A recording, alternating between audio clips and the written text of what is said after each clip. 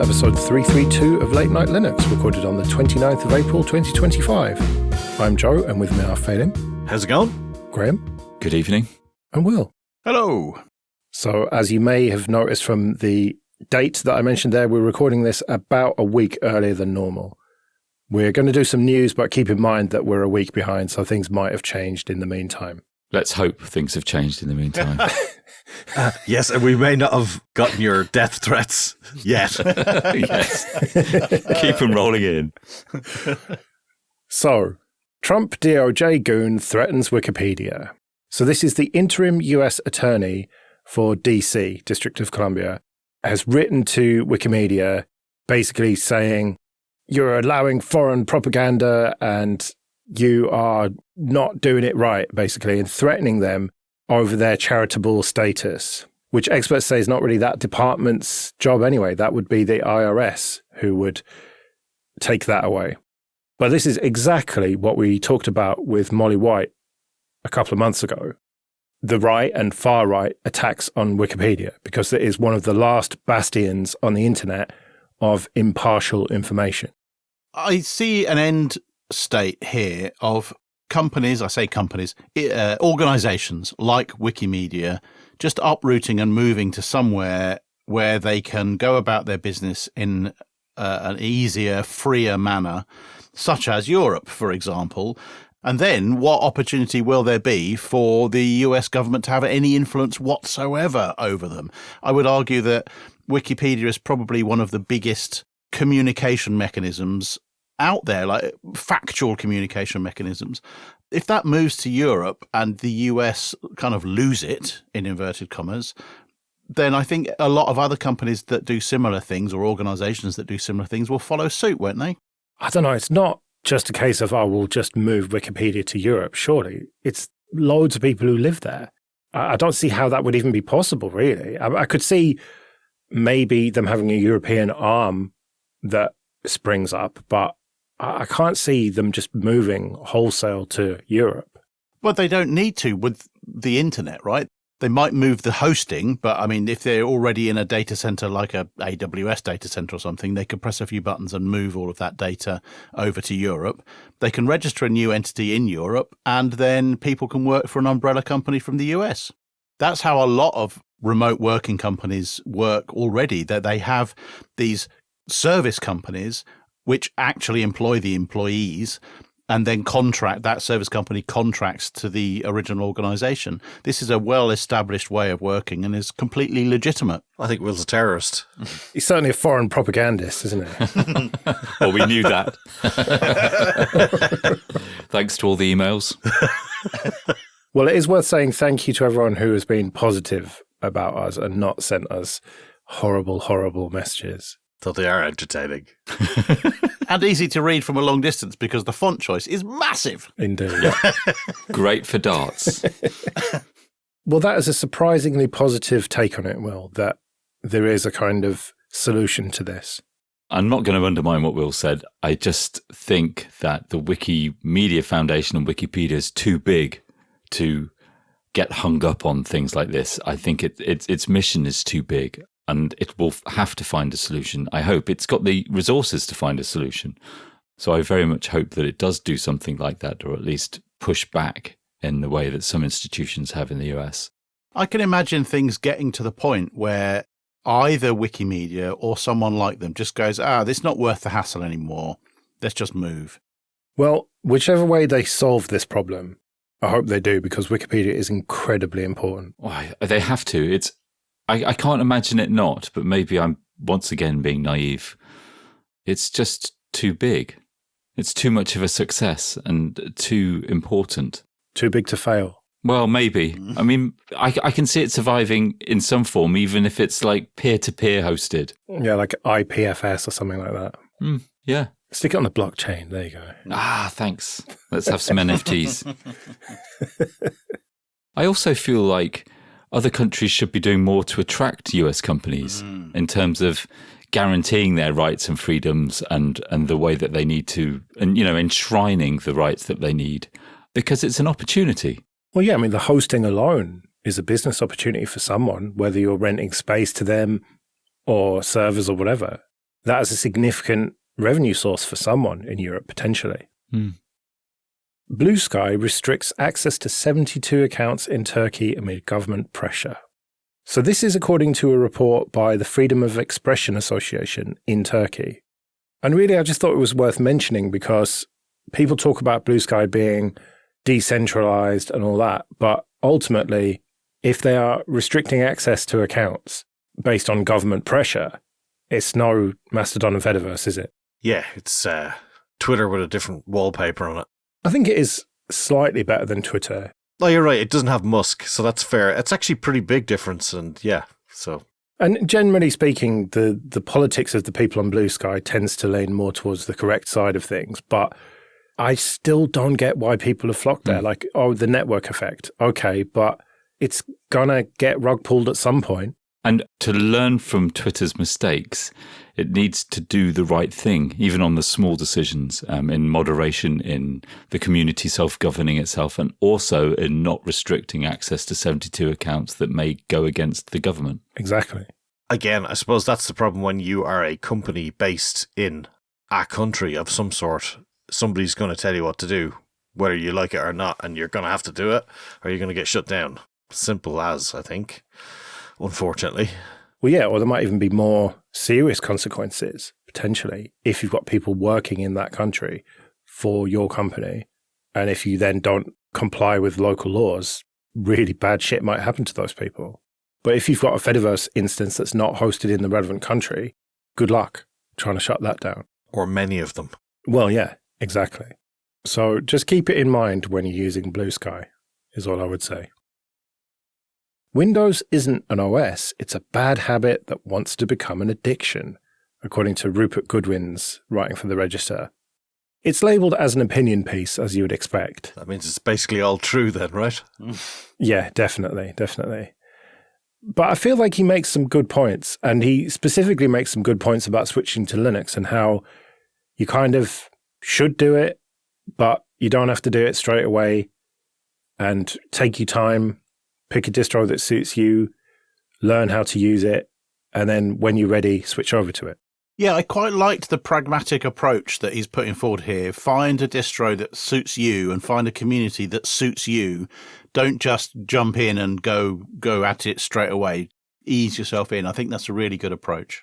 Yeah, I think those are all valid ways of doing it. And to be honest, back when I started, it was the same type of way because I had no fucking clue what I was doing. Whereas at least now there's maybe a bit more information and hand-holding sort of ways. But I don't know if you have seen, obviously, PewDiePie made a video about using Linux. I could only stomach about 20 seconds of it and I couldn't watch it because he's just so fucking irritating. So let's get that hate mail on its way to us soon. So when will we see this?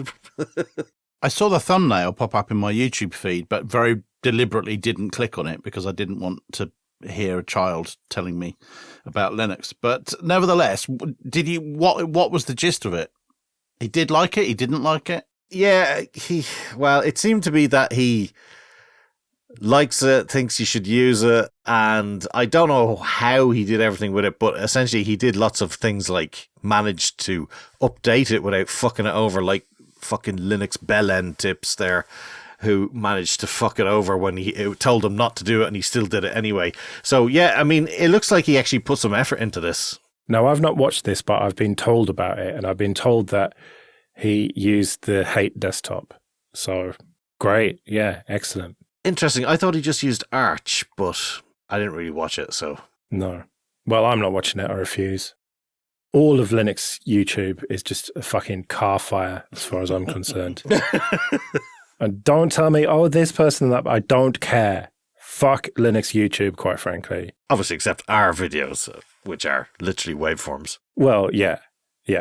But just like, fuck all those gawping thumbnails with people pointing. Just fuck it. Oh, I'm so tempted to make one right now, actually. When it comes to YouTube, there's good stuff on there, like highlights of the darts, highlights of the snooker. You don't need to be watching stupid people trying to make their stupid thumbnails and, be YouTubers. You are getting old, Joe. I was going to say, who's the old fucking man now? I am old. I've accepted it. But anyway, give this article a read. It's quite interesting. Specifically, he says, Pick a mainstream distro, preferably with a community of users you get on with, and set about learning it. It'll run on any old tat, although you'll do better with something Swift, and it will never, not ever, stick its feeding tube down your nose to pump in AI. I really fucking hope he's right about that. Okay, this episode is sponsored by Tailscale. Go to tailscale.com/LNL. Tailscale is a proper VPN for connecting your devices and infrastructure together, not something that's marketed at people watching foreign streaming services or who want to hide their browsing habits from coffee shop staff. It's the easiest way to connect devices and services to each other wherever they are. PCs and laptops, servers, cloud instances, 3D printers, network storage, connect anything and everything you want wherever it is and get started in minutes. Tailscale's personal plan will always be free, and you get up to 100 devices and 3 users for free with no credit card required. The free personal plan is enough for me to send my offsite backups to my parents' house and to get into my LAN while I'm out and about. But what gave me the confidence to start relying on Tailscale was their straightforward business model. If you want to use Tailscale at an industrial scale, with more users and devices, or take advantage of features like MDM policies, auditing, network flow logging, and priority support, you can join over 10,000 companies as a paying customer. So support the show and go to tailscale.com/LNL and try Tailscale out at home or at work today. That's tailscale.com/LNL. Microsoft subtracts C/C++ extension from VS Code forks, says the Register with their typically punny headline. But as the headline suggests, Microsoft have got their official extensions for VS Code. VS Code is open source, mostly, so there are some forks of it, like VS Codium, for example, and they've decided to make it so that certain extensions don't work anymore. Gee, it's almost like 2 weeks ago we had exactly the same thing where Microsoft were interfering or ruining the day of FOSS projects, and here they go again. I'm really happy. I hope they crack down on this even harder. But they haven't spoiled anyone's fun, right? It's their program, it's their code, it's their project. They can do with it as they please, and what they please is no C++ extensions for you. On the one hand, it's not really cricket, is it? Taking away extensions explicitly because they are forks of the original program. But we see this everywhere. It's inevitable. And I think that they are within their rights to do that. They're already given away the source code to VS Code, which incidentally I think is actually quite a good editor. And I don't really see a problem with this. It's their IP ultimately, and they're protecting it. So fair enough. Microsoft loves Linux and loves open source, eh? But they're giving away VS Code for Linux for free. They're developing the IDE for free. They're giving away the C++ extension for free if you run it on VS Code on Linux. So what's the problem?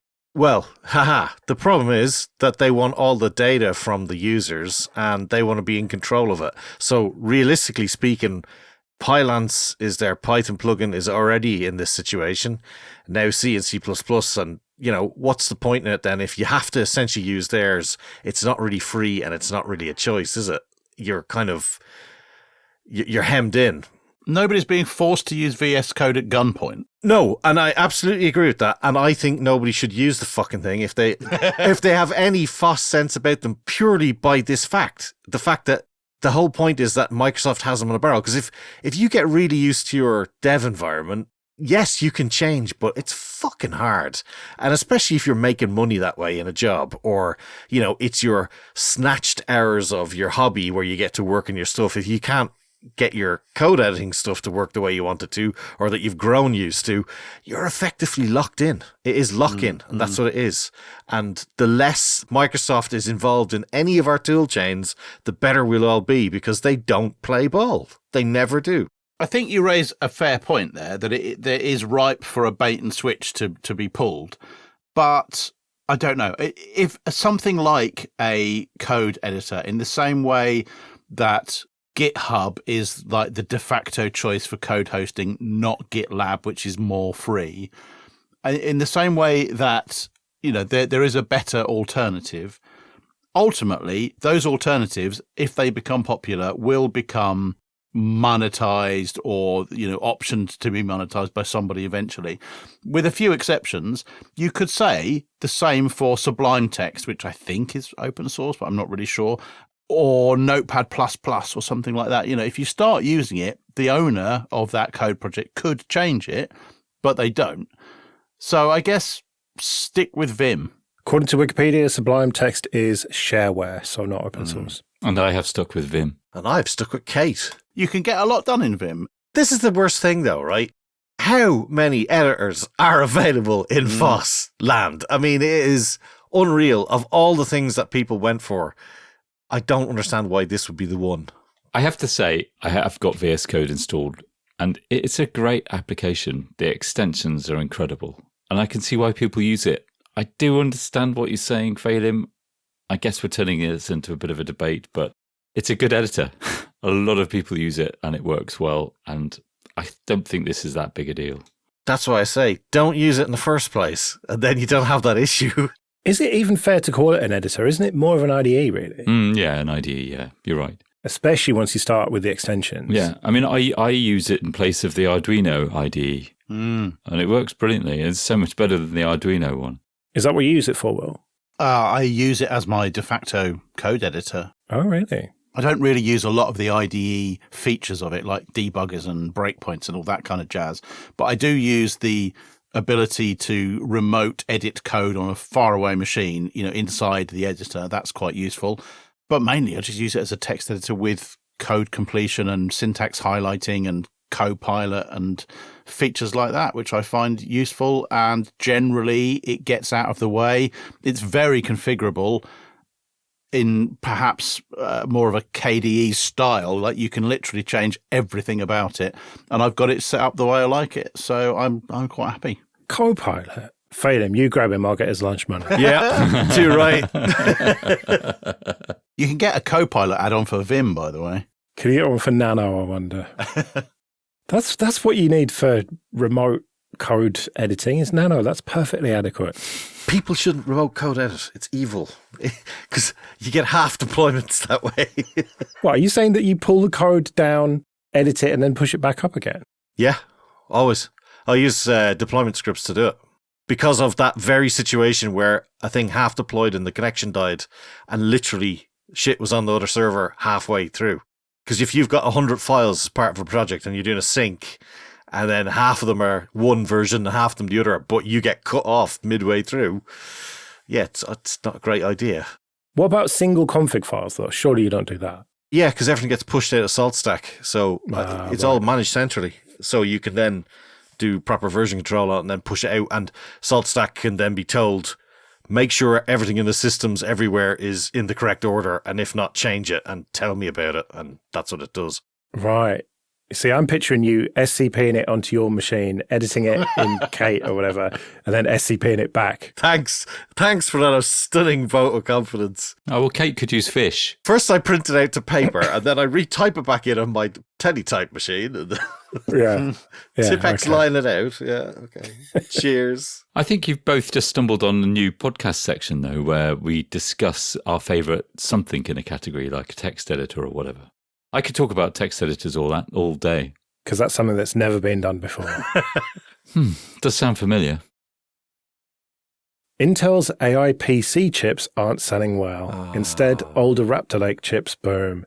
Who could have possibly seen this coming? So you're trying to tell me that people are not buying hardware that is designed to run AI bullshit and are rejecting that in favor of cheaper, older CPUs that are only a tiny bit slower and work just as well, but without the AI bullshit. Knock me down with a feather.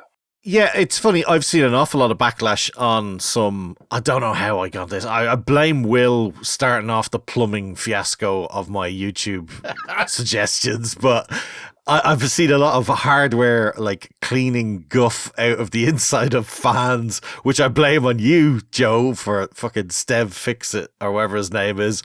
I've seen a lot of people building machines that should not run Windows 11 based on what Microsoft says is crap. And people who are doing these jobs are like really, well, hacked off is probably not the word, but there's a bit of a rage against the requirements where they're building lots of old spec machines and saying, look, 1070 here is perfect, this processor is perfect, all these things. I think the hardware is way better than they let on, and I think any of the requirements for any of this shite, nobody needs it.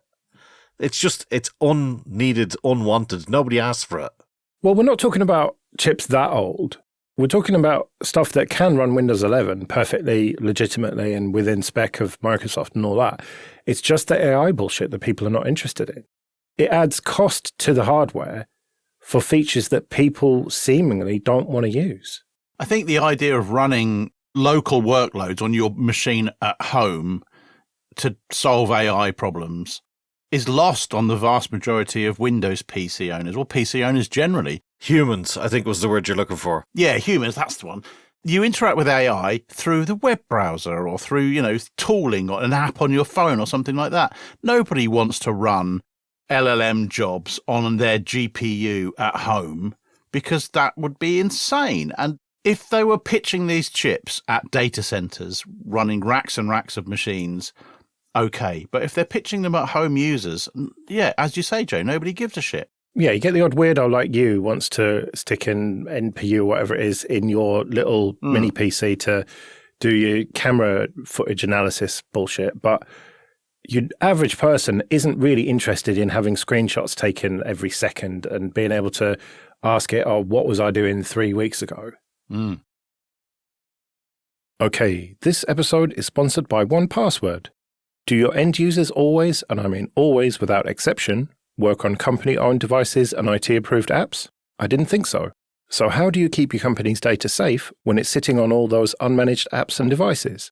1Password has an answer to this: Extended Access Management.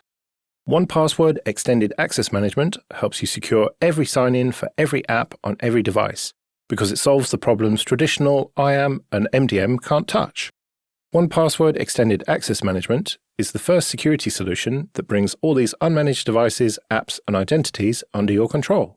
It ensures that every user credential is strong and protected, every device is known and healthy, and every app is visible.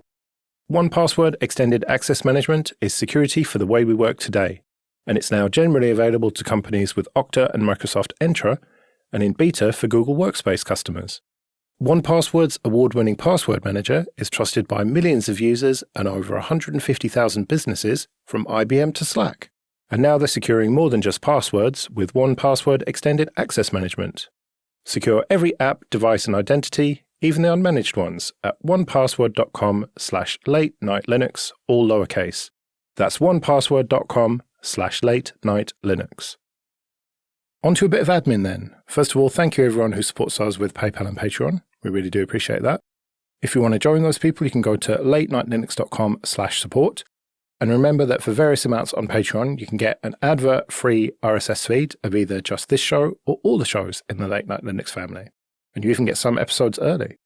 And if you want to get in contact, you can email show@latenightlinux.com. Something you linked to, Phelim, was a post by Paul Davis, who is the dev of Ardor.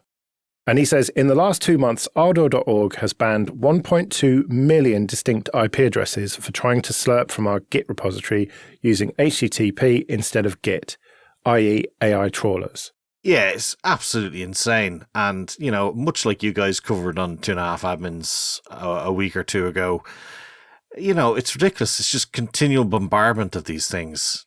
And, what value could it possibly have to do it that often? Like, it's nonsensical. And look at all the hassle it's causing to projects who, have an awful lot better things to be doing with the very limited resources they've got. And these shitheads are literally trawling around the web, generating hassle for everybody else. They are a pox on the fucking entire industry. I look forward to the bubble bursting. And thank you for that Ed Zitrone, Where's Your Ed At? Newsletter, Will, you suggested ages ago. The guy is on the mark every single fucking time. It is the biggest farce of a fucking segment of the market, or whatever you want to call it. There's no money to be made there. It's all a loss leader, and there's no product. Well, Paul goes on to say, it's now been nearly a week since we shut down the web front end to our Git repository, and there are still 22,000 or so new IP addresses per day trying to hit a site that returns only 404 errors. Fucking and the access log shows about one hit every 4 to 5 seconds. This AI trawling has to stop. They could just pull the Git repo, which is true. Why don't they just pull the Git repo once instead of their bullshit vibe-coded bot that just has no clue and just hammers web servers? I was speaking to someone a few weeks ago, and they mentioned to me a very similar problem, that the vast majority of hits to their website were from AI bots just scraping the website over and over and over again. So yeah, this is now costing actual money to open source projects, and that is going to very, very quickly become a problem. I had to look into this because of, things like Anubis and all that. I thought, yeah, they're okay, but I don't like the manga cartoon, which I'm sure could change, but equally it looks like it might break it for various things. So I assumed there would be something for, say, CrowdSec, which I use, which is an automated tool which has published what are they? Block lists. Disallow lists. Jeez, block lists. Thank you. I'm going to try and deprogram my brain eventually, but I'm not sure how long it'll take. But they have a list there, which is essentially AI crawler lists, which they dynamically generate and update all the time, and then that goes into a rule in your firewall. Not like fail to ban where it waits on failures, but it's a preloaded firewall list. And I thought, brilliant, I'll see how much that is. You have to have the platinum level to get it. It's about $3,500 a fucking month. It's like things like this. This is why companies do badly. It's like, offer things at a reasonable fucking price. People could use them and we could all benefit. Was CrowdSec charging that much? Yeah. Well, I suppose it is a valuable resource. Either that or I misunderstand their licensing, but I looked at it. It did say platinum level and it says starting at $3,500. So cheers, guys. It's a brilliant project. For what is essentially a gigantic text file. It is essentially that, yes. And yet, you know what? I wouldn't mind except for the fact that they use people's CrowdSec instances to do the probing for them, sort of, and feed back into the whole system, which, yes, I know they have to run servers, etc. But again, offer at a reasonable price. Everybody could use it. We could all contribute to it. We could all get better. But no, $3,500. That sounds to me like you might have misunderstood the licensing tiers. I genuinely don't think I have, because it's their platinum list and that's what it said on it. So, all right, let's lighten things up and have fade-in gloating, shall we? What? Me? The only reason that I put this in was because I thought you would want to gloat about it. So TrueNAS, with their 2504 release called Fangtooth, is now Linux only. They have unified TrueNAS Core and TrueNAS Scale, so they're not going to have a FreeBSD version anymore. It's about time, really. I mean, I'd like to say it's sad, but I really don't think it is. I think it's better that they do it this way. I think it's a far better idea to work in the Linux ecosystem, purely for the fact that the hardware that you sit on is going to be far more supported. The ZFS is the same. I don't really see what FreeBSD was adding to it. And I'm sure people will write in and tell us exactly how brilliant it all is. But realistically speaking, Linux is far and wide a better platform for hardware support than pretty much anything. That was surprisingly dignified of you. I thought you were just literally going to go, ha ha. Who do you think I am? I'm not some sort of childish, spiteful person. Oh, wait, okay. Well, not today. I'm too tired. I'm very tired. It's a Tuesday. I'm tired. Okay. But also, Alan, how'd you fucking like them apples? If only he ever listened to this show. Maybe I'll send him a clip of just that bit. You should. Right, well, we better get out of here then. We'll be back next week when who knows what it'll be. But until then, I've been Joe. I've been Phelan. I've been Graham. And I've been Will. See you later.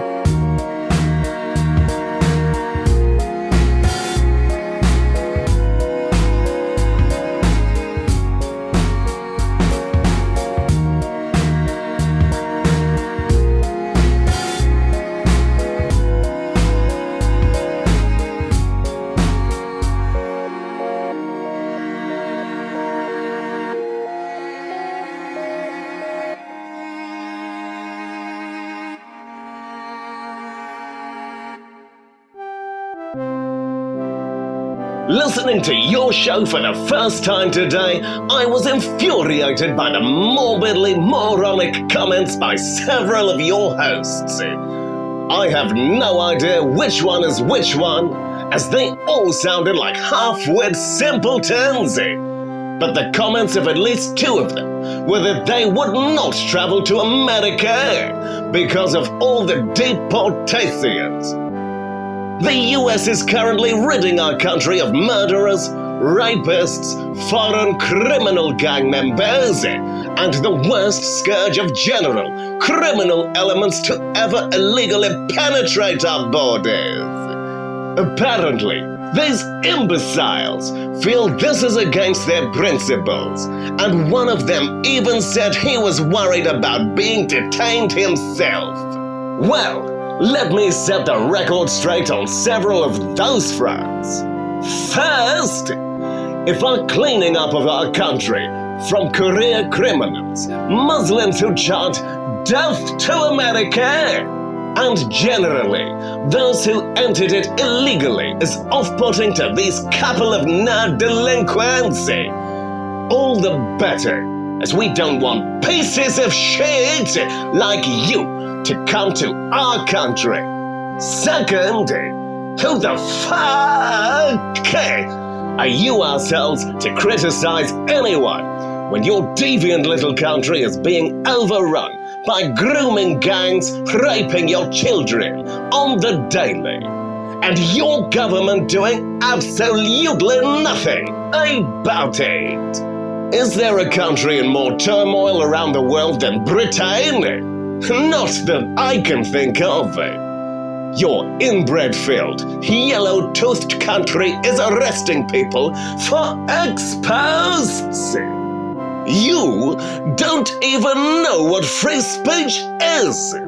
Your citizens are getting fucked up the ass, literally, by your lunatic liberal government. And you are doing nothing about it. You are currently being overrun by Muslims, and they are turning large parts of your country into Sharia-run zones. Yet, there are you 3 or 4 idiots on a podcast for Linux broadcasting the most moronic dispersions against a country who has bested yours in every single measurable metric known to mankind. We have states 5 times the size of England, and with a better GDP. We are not going to lose our culture after being infiltrated by the most primitive forms of human life outside of Britain. No, we will deport them all, and our streets are safer already for it. These same troglodyte hypocrite hosts who repeatedly insulted the Trump administration for cleaning up America and taking care of Americans are sitting by while their governments give away their country and their daughters are repeatedly raped. What kind of a beta soy boy piece of shit useless man does that? America is the greatest place on earth, and President Trump is making it immeasurably better every single day. Meanwhile, your PM Starmer is turning our country into a police state, where you no longer have any freedoms, especially freedom of speech. The foundational principle of Linux is freedom. Freedom from the corporate overlords and from being spied upon and exploited by those in power. Yet, these cowardice hosts can't even see their own hypocrisy in their own stupid on steroids comments. This was my first and last time listening to the Late Night Linux podcast. As stupidity just infuriates me. And you have it in spades on this podcast. It's constipated thinking and shallow narratives with no substance anywhere to be had. I pity people with an IQ less than their shoe size, especially those dumb enough to broadcast it to the world. Sincerely, Steve A.